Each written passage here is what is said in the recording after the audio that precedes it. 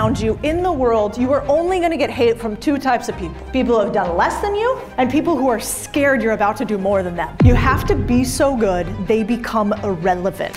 How to be so good, you ruin your competition. How do we just step on their necks? I am so tired of hearing all the reasons why we can't. All the reasons why you can't win, why they can't win, how do you do it all as a woman, blah, blah, blah. The second that you start looking at your competitors and asking what they're doing and how can we iterate on that is the second you've lost. I thought we'd talk about how you make so much money that when people talk shit, you just go, scoreboard, bitch. So I'm gonna go through my 9 rules to hit a 9-figure business. The hard truths that I wish somebody would have told me when I was first starting out, and they definitely didn't because it's not PC. Now, the first rule is, don't be afraid of outgrowing everyone. Your friends? Yep. Your family? Likely. The people that you hire today who you think are great? Probably. Every single person. And the only way you're going to get through this is by not apologizing for a second for outgrowing people who cannot keep up with you. Hard to do. Really hard to do. Nobody wants to be the person to tell another one that they are not enough. But the truth of the matter is that if you do not push people on to their next level, where they're supposed to be, you instead are kind of saying this. You're like, you're not good enough for me. You're not right for the company. You're still here. And I don't think that your talents are good enough for you to go somewhere else and be great. That's what you're saying when you keep mid-performers. You're saying, oh, I feel sorry for you. You're my charity case. You have to stay here. But in actuality, what are you holding them back from? Probably a place where they could be great. And I tell you this because I had a story where I was with the CEO of one of my financial firms. So I was at a company called First Trust. And at this company, I built out their Latin America business, right? And so we went from $0 in assets under management to over $1 billion in assets under management. And I was really proud of that. And then one day, the CEO of the company took me on a walk at the Montage in California. And he said something I'll never forget. I wanted us to do 21st century acquisitions. I wanted us to do what we're doing now. Use a big platform, acquire a ton of attention, and through that be able to do smarter acquisitions at lower cost, at scale. And I thought we should get rich together as opposed to get rich quietly. And as we're walking along the beach, Jim looks over to me, and I'm still good friends with Jim to this day, and he says to me, around here, we don't do it that way. And if you want to row to the left while we are rowing right, you have to find a new boat. And at the time I was pissed, right? I'm like, I just brought in $1 billion to this place. I have the future of how we're gonna grow this company. Look how successful I am today at it. And yet you're telling me that this is not the right place for me? I was really mad. And yet he did me the biggest favor ever imaginable. He kind of gave me an ultimatum. So I left the company and I started my own, and I'm billions and billions bigger. In fact, we're at 4x billion in assets under management for our portfolio companies now, as opposed to the 1 billion with him. But I never could have done it if he didn't push me out. And in a way, he was kind of saying, you aren't growing as fast as I am, so get out of here. And that is okay, and I want to give you guys permission to do that. How many of you in your minds right now have one person in your company that is like the splinter underneath your fingernail? Everybody usually. You know you need to fire them. How long have you known that you need to fire this person? I saw a hand up over here. Somebody want to, yep. Do you guys want to say it to her, or you want me to say it to her? The second that you know you need to let somebody go, what do you need to do? Now maybe not the exact second. It's okay to say I need to have a plan. But the biggest reason why your company isn't growing is one person. There is one person. Have you guys ever tried to do something with your fingers when you have a splinter underneath the fingernail? Can you do very much else? Are you distracted the entire time? Of course you are, because you've allowed one person to slow down your business. Never apologize for outgrowing somebody. Let them go. Now, to show that I'm not only just talking to you about this, I wrote this part because I had a fucking splinter, and I was doing the opposite of everything that I tell people to do.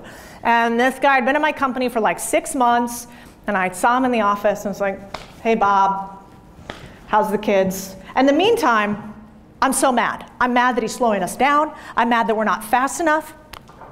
And so I called up a friend of mine really good friend who also has a portfolio. And I was like, yeah, I got this guy, I gotta let him go.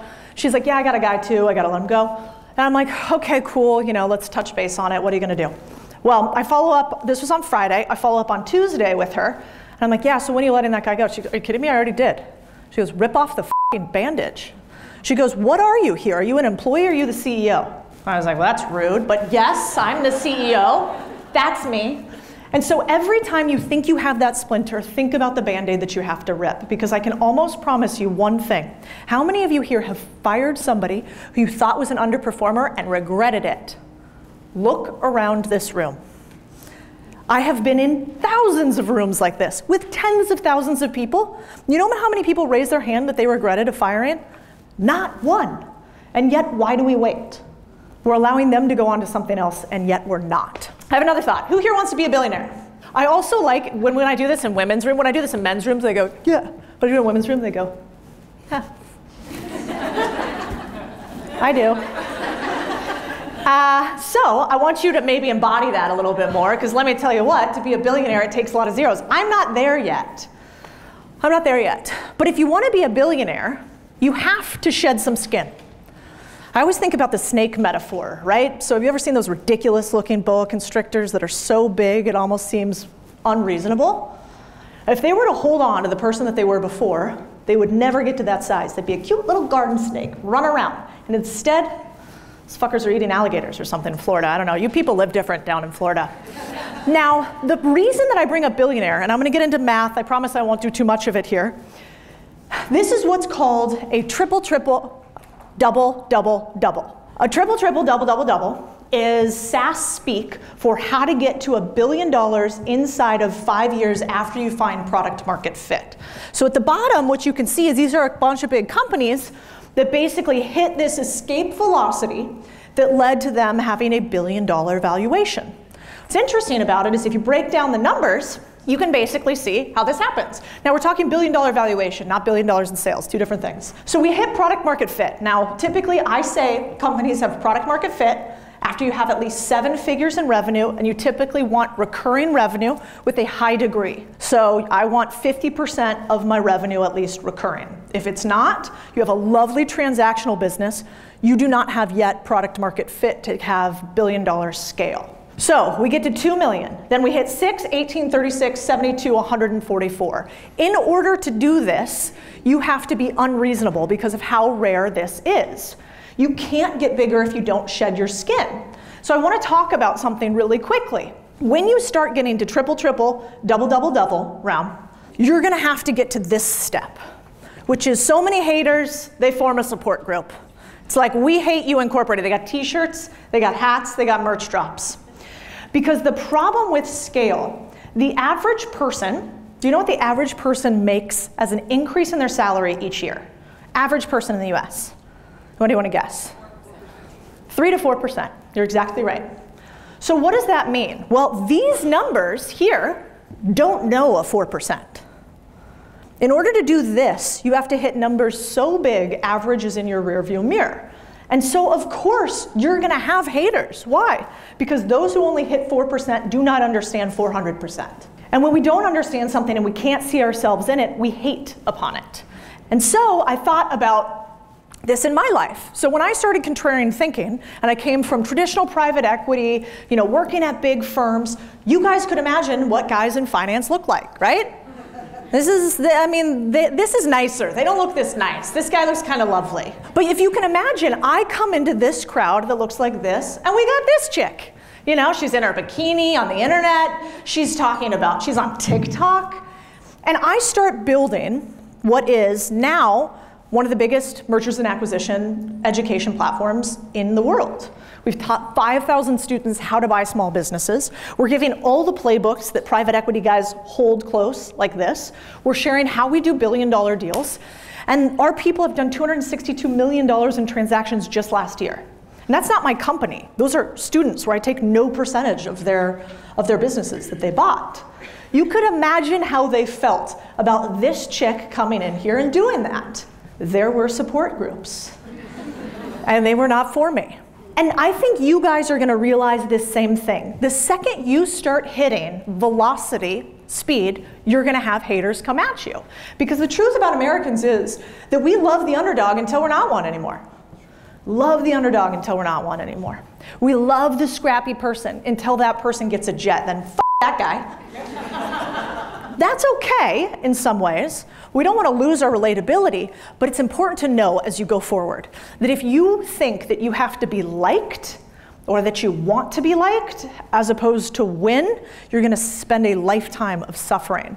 And I like to think about it like this. This is very technical, scientific. I call it they hate you because they ain't you curve. And this is what it looks like. At the beginning, they go, lame. Then they go, she's kind of crazy. Then they go, one-hit wonder. Then they go, oh yeah, she f***ed that guy, didn't she? Then they go, what the f***, her? Then they go, yeah, I know her. Then they go, hey, long time no talk, text message. Then they finally go, love to meet up. And finally after that, how'd they do it?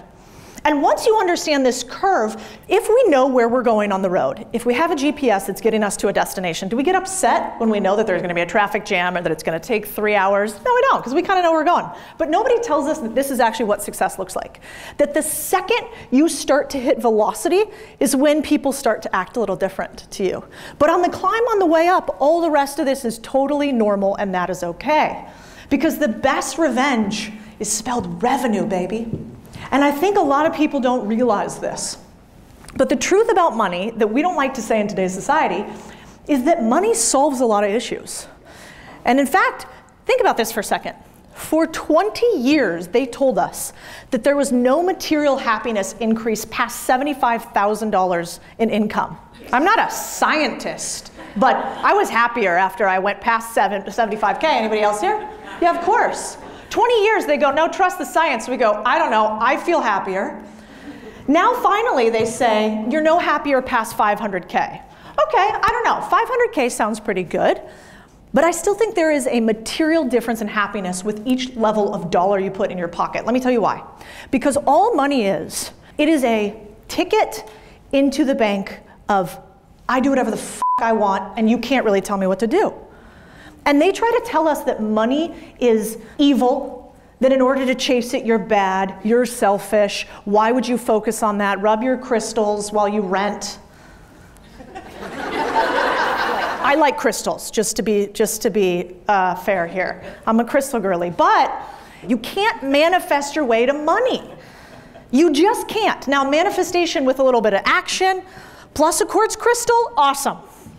But any one of those by themselves not going to do it. And so the point of this story is, it is okay to chase revenue relentlessly. And in fact, I think you guys have a moral obligation to do it to a certain point. Think about what you can do once you don't have to worry about money and you can exert your influence on the world. We've seen, especially over these last couple years, what happens when we do not have financial freedom. Can we push back on government overreach? Not really. Do we get to push back on medical overreach when we don't have cash? Not really. Do we get to push back on how they educated our kids? No, private school is pretty expensive. So freedom is spelled revenue too. And I think that's okay for all of us to realize it. And women, we have to realize that too. They actually tried to pit men against women. Ridiculous.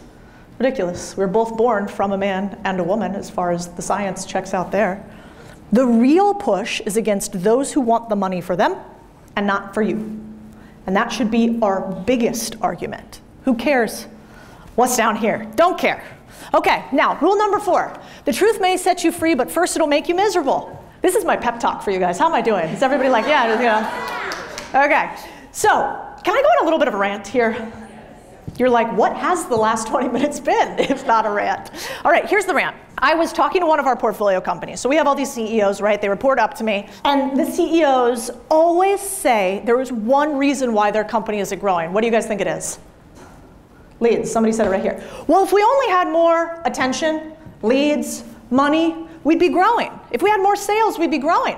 Let me tell you why this is such an amateur reaction. Pros realize one thing that amateurs don't. You never have a lead problem. You have a product problem. This part is where I'm going to go a little hard at you guys, and I had to go hard at me. I have many companies that have a product problem and not a lead problem. Here's the difference. Most businesses today do not actually bring in water into a boat with a bucket. They try to do it with the sieve, and they're like, nope, no, not enough leads, not enough leads, not enough leads. What do they actually have? They have a shitty product that they don't want to look in the face. So if right now in your business today, you think your problem is leads, I want you to seriously question that for me. And I want you to ask yourself if instead it might be the 3 R's. Renewals, referrals, reviews. If you don't have at least 20 to 30% of your customers coming from referrals, other clients saying nice things about you, you're trying to bring water into a boat with a sieve. You got a leaky bucket problem, you do not have a lead problem. I realized this at multiple of our companies. One of our CEOs came to me and they said, we don't have enough leads. Like, I just want you to think about how ridiculous this is for a second. This is a company that I pushed through Contrarian Thinking. Contrarian Thinking gets 100 million views a month. Does that seem like a lot of views? This company that we pushed leads to got anywhere from 10 to 30,000 emails for their particular product a month. Does that seem like a lot of leads? Yeah. And yet they didn't have enough sales. So what does an amateur say? Give me more leads for me to eat and do nothing with because of my inadequacy, because I have chosen the wrong tool. Look yourself hard in the face and ask yourself, do I have a lead problem or do I have a product problem? Here's the beautiful part about this. If you have a product problem, that is about 10x easier to solve than a lead problem. Everybody wants more sales, so it's expensive. Everybody wants more leads, so you got to pay a lot for them on Amazon or on Google or with PPC. But only you are uniquely your product set, with your particular unfair advantage and your particular persona. And so if most founders spent 1/10 the amount of time perfecting their product as they did perfecting their funnel, they would never have to sell again. One of my mentors said something to me that I've never forgotten, which was, when I went out on my own for the first time, and I was running a private equity company, so in that case, my client at the time was investors, you know. I wanted them to give me money and me to take action with them. And he said, I want you to do something for me. He's like, I'll invest in you if you treat your first client like it is the only client that you will ever get, and you try to get 5 more clients from your first client. And I was like, that's hard. I'll ask them for their money and their grandmas and their moms and their dads. That seems tough. And he said, well, then I'm not going to give you money. Okay, fine. You don't do that, you don't get my cash. So I said, all right, fine, I'll try. And I did. And because of that, you have never seen me once fundraise on the internet anywhere, because I ended up having 5 partners. I don't raise any more capital, and they told a few other people about me. And so the problem in most of life is a pound of pre-production is worth 10 pounds of post-production. And what does that mean? When we do videos like Tanner and I are doing here, most of the time, we kind of go and film, right? It's like, we're gonna do a couple hours of thinking about stuff beforehand, but then let's go out and do it. But you wanna know why the big guys win? Because they spend all the time up front. And you can't edit a bad ingredient. And so I want you guys to think about your product aggressively. Anybody know who this is? Chamath Palihapitiya, billionaire. You wanna know why? He came up with one idea at Facebook. One idea that led to Facebook being one of the most powerful companies in the world, and it's called 7 Friends in 10 days. What he basically found was that if you came to Facebook, and in your first 10 days at Facebook, you had 7 friends either come with you or you brought 7 friends, you stayed for life. So what did they have to do? Did they have to go out and get a bunch of new users? Or do they have to obsess on making their first users bring buddies? This is what made Facebook a billion-dollar company. Now the interesting part about Chamath is now Chamath is a billionaire many times over, and he has had fail after fail after fail, just for shits and gigs. Google Chamath Palihapitiya, and then Google SPAC, and then have some fun reading about the haters this guy gets online. But it actually doesn't matter. Why? Because all you need is one win so big it erases all of your fails. And that is what this guy has.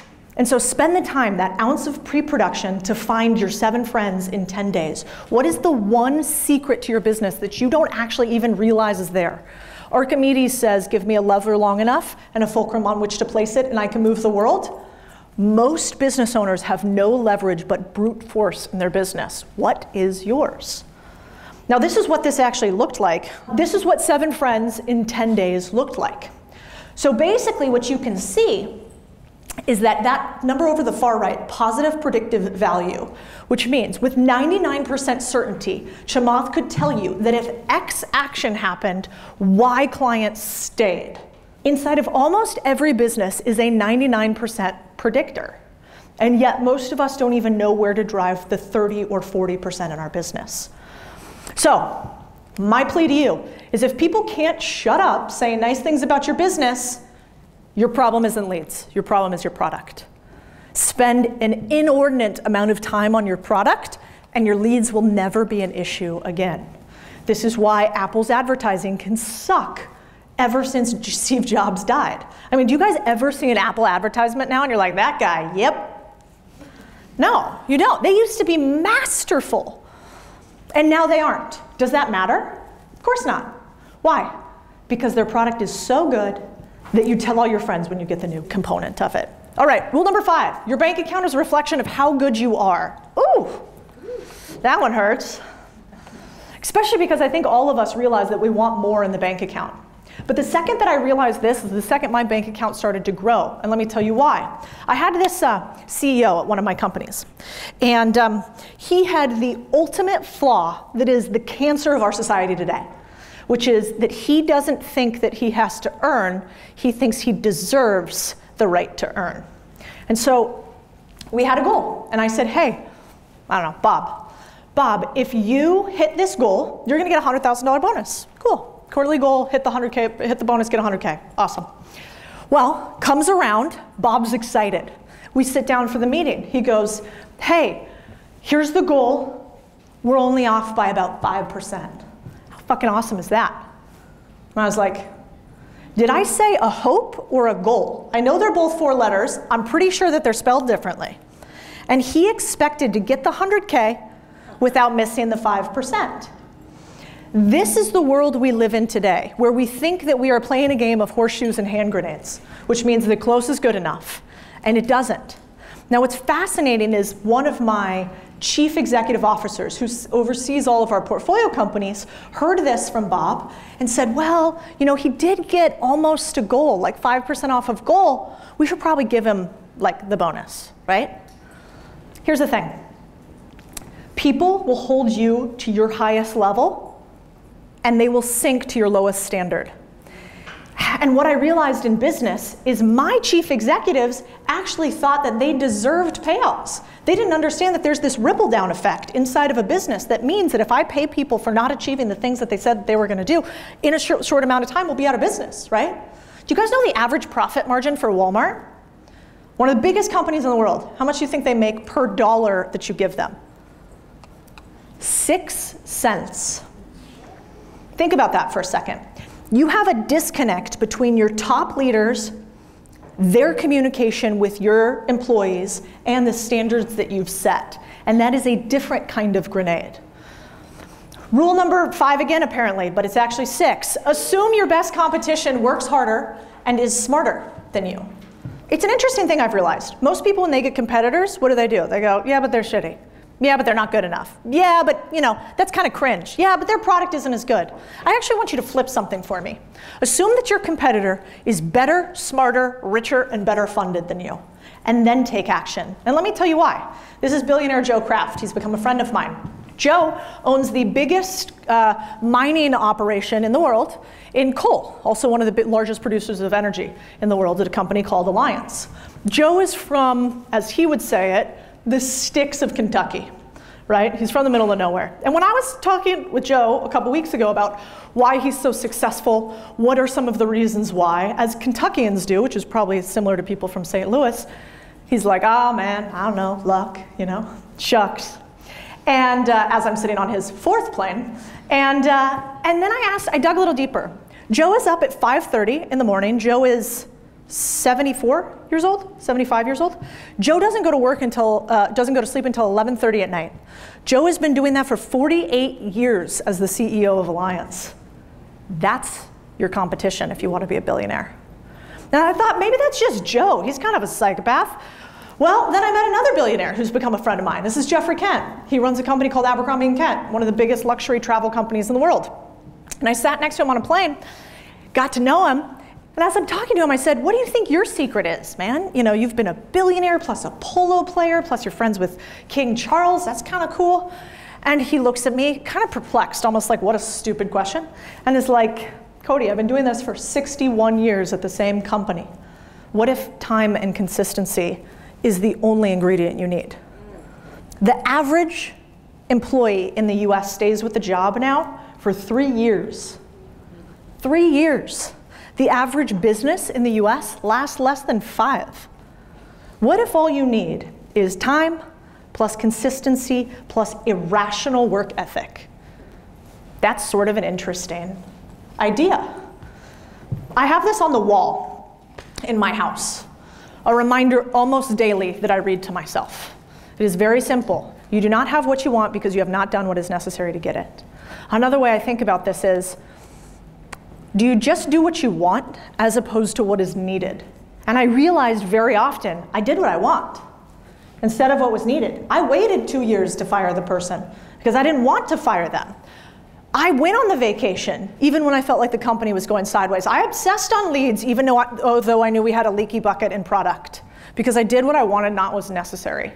The next one, culture doesn't start from the top, it slides downhill from the middle. This one was fascinating. All our life we've been told, culture starts at the top, right? Culture starts at the top. The truth of the matter is, you have to employ people who are as good as or better than you. Because the problem is, your lower level employees are actually looking at them, not you. You're like too far out of their mind as a CEO. They don't look at you and think they should act like you. They look at you and go, yeah, of course you work hard, it's your business. Yeah, so? It's not my business, I'm not gonna have to work as hard as you. What a reframe is that? The second that you realize that actually, you know who you have to look at real hard? Who's your second level of leader? Who's your right hand, your chief of staff, your C-suite? Your main leaders of your business, their work ethic is the best you will get from the people underneath them. So hold them accountable. I had an employee, this just happened the other week. An employee for one of my sub companies came into my main office and studio in Austin. And it was a Friday, and it was 2:30, and he came into my office, and he said, hey, I'm gonna head out, beat traffic, anything else you need from me? The CEO of one of my companies. 2 of his employees were still in my office. I sort of looked at him and said, okay, you're leaving now? He said, yeah, I'm gonna, I'll do some work later at night today. I said, okay. And I thought about it. And I realized that especially in this day and age where we're Zooming and we're not in front of people all the time, most of your company is like an iceberg. You see the best that they do. But underneath, there is a world of non-performance happening. If you're super honest with yourself as a leader, you know that in your gut, right? So what did I have to do? I had to have a tough conversation with this guy and say, you are my representative. The second you leave at 2:30, what do you tell your employees? You're not obsessed, you're curious. Do we hire curious people around here? Absolutely not. We hire obsessed. Otherwise, go do something else. Plenty of other companies for the curious in a simple 9 to 5, not at my company. Rule number 7, if you can't find top talent, that means you are not top talent. Ooh, tough one. Let's think about this for a second. Does a lion want to work for a gazelle? No, it wants to eat that bitch. The problem with most leaders is that we go what? There's no good people anywhere, right? Where are all the hard workers? Can I get a better recruiter? But the first thing we should actually be doing is look in the mirror. And we should be asking ourselves this one question. Am I good enough to attract and lead the lions? And if not, beautiful opportunity. Because what's easier to control? Other people or you? I thought about this in a few specific ways. For instance, for a while, I really didn't get ready in the office. I was in finance. I didn't think appearances mattered really that much when we were internal into the company. Then I started to look around. And I was like, people look kind of shit. Like, you're in your workout gear in the office today? We're not a workout company, we're a finance company. Like, what's going on here? And then I had another employee that came into the office and they actually came in after a workout and they didn't shower. And I was like, one, gross, dude. Only a dude would do that. Sorry, guys in the back. Chicks wouldn't do that. But as opposed to going after those employees, I thought about it for a second. I was like, this is a me problem. This is actually a me problem. So I started like doing my makeup, wearing clothes that are nice, putting outfits together. Do I like it? Not really. But there is scientific data that proves, one, first impression equals almost the hardest thing you'll ever have to overcome. If the first time somebody engages with you, they think you're unprofessional, they have a split-second reaction to you, you have to do a ton of work to overcome that. Second is, people pay pros because they look like pros. So you gotta ask yourself, are you looking like a pro? So very easy first thing to do. When you're in the office, do you look like a pro? Because pros pay pros well. Second is, are you the level of talent that you would respect if you were a top performer? Do you show up to meetings late? Sometimes, maybe. Are you out at 2:30 on a Friday? Are you responding to stuff over the weekend? We have this crazy world. We have clown world right now. In clown world, they go, oh, don't reach out to your employees over the weekend, right? You guys have heard that. Like literally in France, I saw a law, I don't know if this is true, that if you email your employees on the weekend, you violate a law. So we've had this work-life balance nonsense plugged into our brain. The problem is you don't require your level of dedication for your employees. You can't. Nobody will ever work as hard in your business as you do. You own the thing. But if you are not obsessed, how can you expect the top performers to be obsessed? You know what I think about hiring top talent like? I think about it like this. The only reason a top performer would come to you is because your dream is so big, it creates this umbrella at which they cannot imagine weathering the storm better than they could with you. You create a vision so big that the outcome that they see for themselves with you is bigger than the outcome they see by themselves. That is the only way.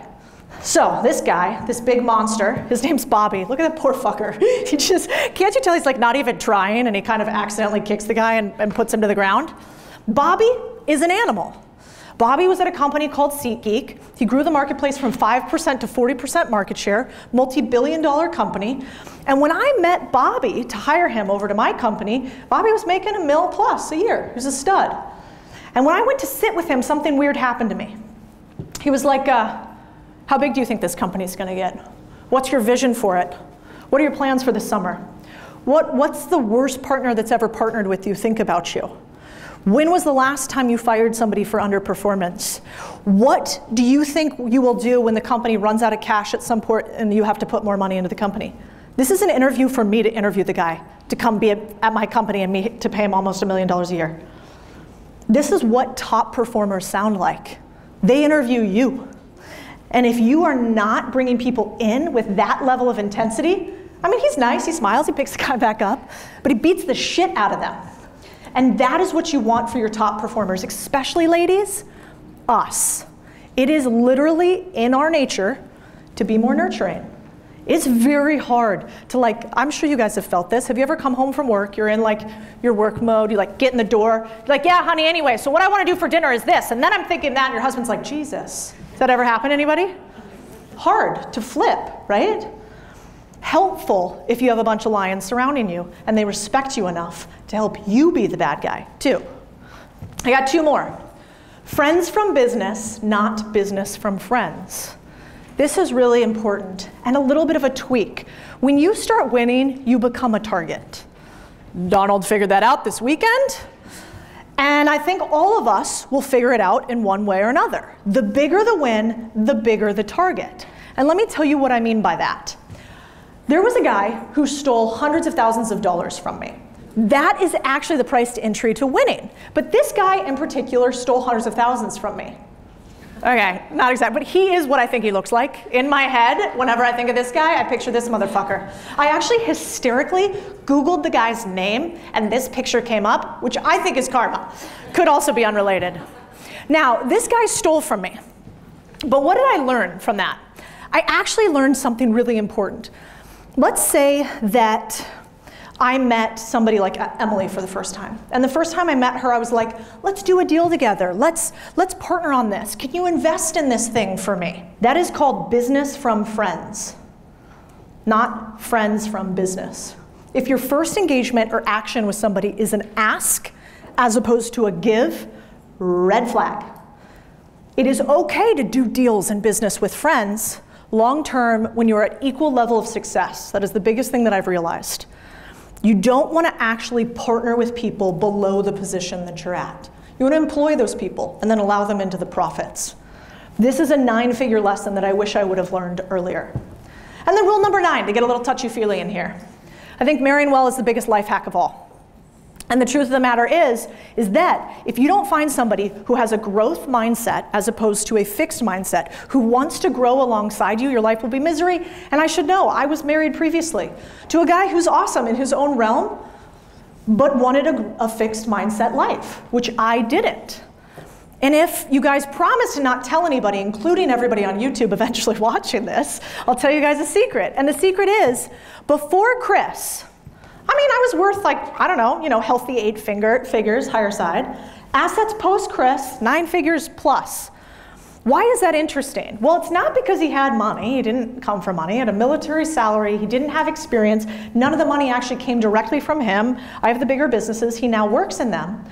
But it came from the fact that I truly believe that having a partner that you can rely on, whether that partner is a man or a woman, is a life hack. And so the goal isn't to get happily married, it's to stay happily married. And I kind of stopped talking about this for a while because I have a lot of single girlfriends. And I think it's really hard being single for men and women. And yet I think it's bullshit for us to tell people that it's fine and it's easy to be single and out there. I don't think it is. And so I think no matter what you do, pouring into your partner and realizing that they will be the biggest reason that you will get from one level to the next is a truth.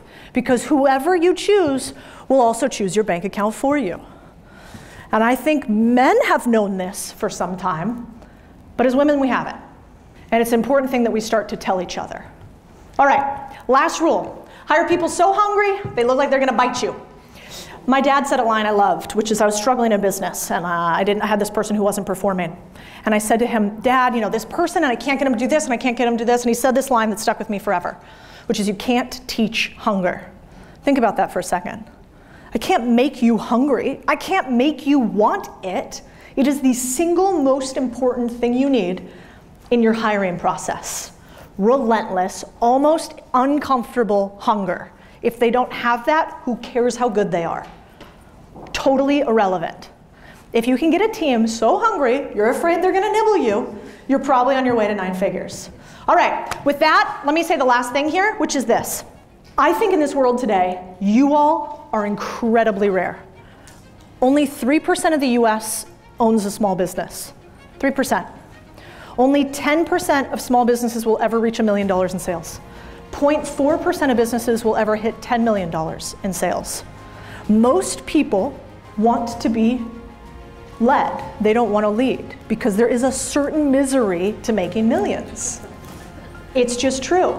And so no matter what you go through for the rest of the day, I hope you know this. I respect the shit out of you. It is hard. And I promise only one thing, a lot of misery, and if you continue for a long time, it ends up becoming worth it. Thank you guys so much for having me today.